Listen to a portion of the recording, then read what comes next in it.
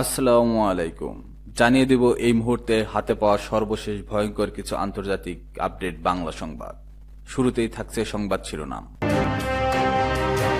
শুরুতেই জানিয়ে দেব ইসরায়েলে বেজে উঠল সাইরেন। জানিয়ে দেব দুর্ভিক্ষের কবলে মৃত্যুপুরী গাজা। এরপর রয়েছে তারা হাঁটাচলা কঙ্কাল। সর্বশেষ থাকছে ফ্রান্সে বাশার আল আসাদের গ্রেপ্তারি পরোয়ানা বাতিল। এতক্ষণ শুনছিলেন সংবাদ শিরোনাম, এবার বিস্তারিত।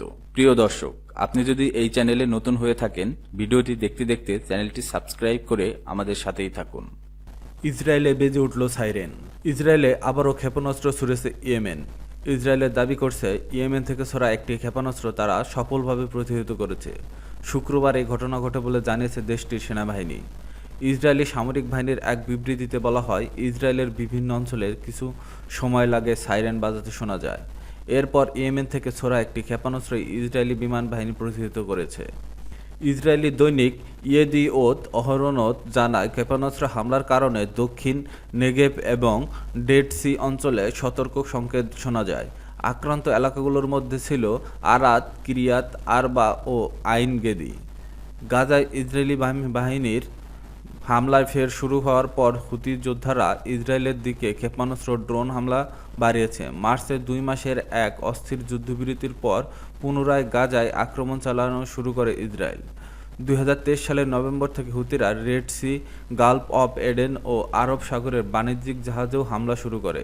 তারা দাবি করে এসব পদক্ষেপ গাজার ফিলিস্তিনিদের উপর ইসরায়েলি হামলার প্রতিক্রিয়া হিসেবে নেওয়া হয়েছে। ইসরায়েলের অভিযানে গাজায় ইতিমধ্যে 59,600 জনেরও বেশি মানুষ নিহত হয়েছে বলে জানা যায়। দুর্ভিক্ষের কবলে মৃত্যুপুরীতে গাজা। ইসরায়েলের টানা 21 মাসের অবরোধ হামলার মৃত্যুপুরীতে পরিণত হয়েছে গাজা। মঙ্গলবার রাত ও বুধবার ভোরে চালানো বিমান হামলায় অন্তত 21 জন ফিলিস্তিনি নিহত হয়েছেন, যাদের অধিকাংশই নারী ও শিশু। হামলায় গাজা সিটির একটি বাড়িতে 12 জন নিহত হন, যার মধ্যে 6 জন শিশু ও 2 জন নারী। হামলায় গাজা সিটির একটি বাড়িতে 12 জন নিহত হন, যার মধ্যে 6 জন শিশু ও নারী। আরও একটি হামলায় তল আল হাওয়া এলাকায় 6 জন নিহত হন, যার মধ্যে একজন অন্তঃসত্ত্বা নারীও ছিলেন। তৃতীয় একটি হামলায় মারা যান 3 শিশু।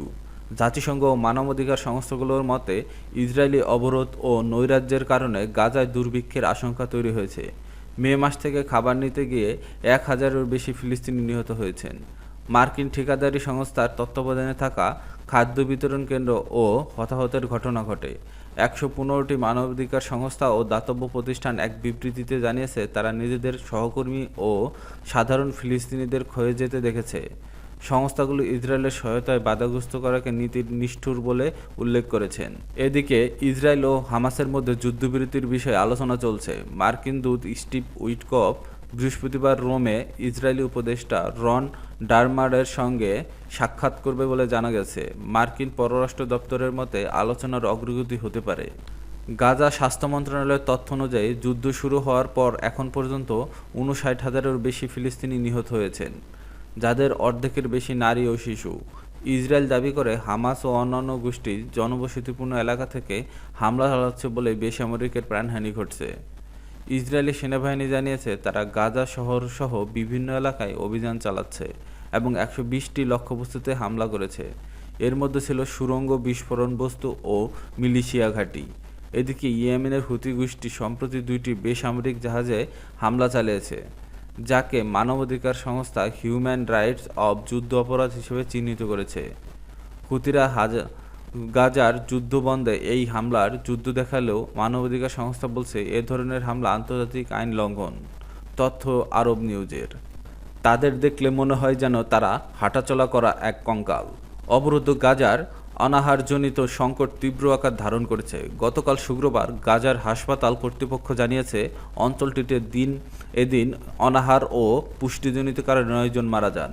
এ নিয়ে এখন পর্যন্ত গাজায় অনাহারজনিত মৃত্যুর সংখ্যা দাঁড়িয়েছে 122 জনে। অন্যদিকে জাতিসংঘের ফিলিস্তিনি শরণার্থী সংস্থা ইউএনআরডব্লিউ জানিয়েছে, গাজার প্রতি 5 শিশুর মধ্যে একজন অপুষ্টিতে ভুগছে এবং এ সংখ্যা প্রতিদিন বাড়ছে। ইউনিসেফ ও মানবাধিকার সংস্থাগুলো জানিয়েছে, গাজার অপুষ্টিতে ভোগা শিশুদের জন্য বিশেষায়িত খাবার আগস্টের মাঝামাঝি সময় ফুরিয়ে যাবে। সংস্থাটির কমিশনার জেনারেল ফিলিপ লেজেরিনি বৃহস্পতিবার এক বিবৃতিতে তার সহকর্মী উদ্ধৃতি দিয়ে বলেন, গাজার মানুষ না মৃত না জীবিত, তারা আসলে হাঁটাচলা করা কঙ্কাল। এর মধ্যে গাজার দুর্ভিক্ষের একটি ভিডিও প্রতিবেদন প্রকাশ করেছে সংবাদ সংস্থা আল জাজিরা। আল জাজিরার প্রতিবেদক হানি মাহমুদের ওই ভিডিওতে দেখা যায় ক্ষুধার্ত ফিলিস্তিনিরা সামান্য ফলাফল, ডুবো তেলে ভাজা মটরশুঁটি খেয়ে দিন কাটাচ্ছে। স্থানীয় বাজারগুলোতে সামান্য পণ্যের আকাশচড়া দাম। ভিডিওতে তাদের কাঁদতে কাঁদতে বলতে শোনা যায়, এসব বাজারে লুট করা তাড়ানো সামগ্রী বিক্রি হচ্ছে। সেখানে সামান্য পেঁয়াজ $10 এবং একটু ময়দা 17 মার্কিন ডলারে বিক্রি হচ্ছে। বিবিসির প্রতিবেদনে বলা হয়েছে, ইসরায়েল গাজায় ত্রাণ সরবরাহের প্রবেশের বাধা দেওয়ার কথা অস্বীকার করছে। তারা এর ফলে শিশুদের মধ্যে সৃষ্ট অপুষ্টির জন্য হামাসকে দায়ী করছে। তবে জাতিসংঘের সতর্ক করে দিয়েছে, গাজার সাহায্যের পরিমাণ খুবই সামান্য এবং এই অঞ্চলে খাবারের সংকট আগে কখনো এত ভয়াবহ ছিল না। গাজার উত্তরাঞ্চলে 40 বছর বয়সী হানা আল মাধুন বিবিসিকে জানান, স্থানীয় বাজারগুলোতে প্রায় খাবার ও অন্যান্য সামগ্রী পাওয়া যায় না। তিনি বলেন, যদি কিছু পাওয়া যায় তাহলে তার দাম এত বেশি যে সাধারণ মানুষের পক্ষে তা কেনা সম্ভব নয়। আটা এখানে অনেক দামি এবং সংগ্রহ করা কঠিন। মানুষ আটা কেনার জন্য স্বর্ণ ও ব্যক্তিগত জিনিসপত্র বিক্রি করছে। 3 সন্তানের মা হানা আরও বলেন, প্রতিটি নতুন দিন একটি নতুন চ্যালেঞ্জ নিয়ে আসে। ফ্রান্সে বাশার আল আসাদের গ্রেপ্তারি পরোয়ানা বাতিল। সিরিয়ার সাবেক প্রেসিডেন্ট বাশার আল আসাদের বিরুদ্ধে ফ্রান্সে জারি করা একটি গ্রেপ্তারি পরোয়ানা বাতিল করেছে দেশটির সর্বোচ্চ আদালত। খবর সাফাক নিউজের। 2013 সালের দামেস্কের কাছে ভয়াবহ রাসায়নিক হামলায় আল আসাদের জড়িত থাকার অভিযোগে 2023 সালের নভেম্বরে এই পরোয়ানা জারি করা হয়েছিল। ওই হামলায় 1000-এর বেশি মানুষ নিহত হয় বলে জানিয়েছে যুক্তরাষ্ট্রের গোয়েন্দা সংস্থা। তবে ফ্রান্সের কোর্ট অফ ক্যাসান্স জানায়, একজন রাষ্ট্রপ্রধান বিদেশি আদালতে বিচারের মুখোমুখি হতে পারে না, এমনকি যুদ্ধ অপরাধ বা মানবতা অপরাধী অভিযোগ থাকলেও। ফলে আসাদের রাষ্ট্রপতি থাকাকালীন সময়ে দায়ে ওই পরোয়ানা আইনি ভিত্তি নেই। আদালতের প্রেসিডেন্ট ক্রিস্টফ সোলার্ড জানিয়েছে, যেহেতু আল আসাদ এখন তার রাষ্ট্রপ্রধান নন, তাই ভবিষ্যতে নতুন করে তার বিরুদ্ধে পরোয়ানা জারি করা যেতে পারে। উল্লেখ্য, 2024 সালের ডিসেম্বরে সিরিয়ার হায়াত তাহরির আল সামের নেতৃত্বে সেনা অভ্যুত্থানের মাধ্যমে আল আসাদ ক্ষমতাচ্যুত হন এবং রাশিয়ায় পালিয়ে যান। বর্তমানে এইচটিএস প্রধান আহমাদ আল সারা সিরিয়ার অন্তর্বর্তী প্রেসিডেন্টের দায়িত্ব পালন করে আসছেন।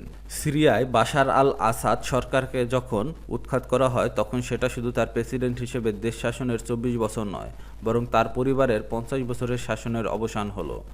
2000 সালে তিনি প্রেসিডেন্ট হওয়ার আগে তার বাবা হাফিজ আল আসাদ 3 দশকে দেশটির প্রেসিডেন্ট ছিলেন।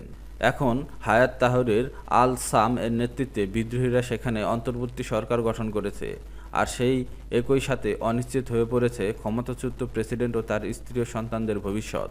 আর এখন রাশিয়ায় সেখানে তাদের রাজনৈতিক আশ্রয় দেওয়া হয়েছে, কিন্তু সামনে কি অপেক্ষা করছে তা তাদের জন্য এখনও অনিশ্চিত।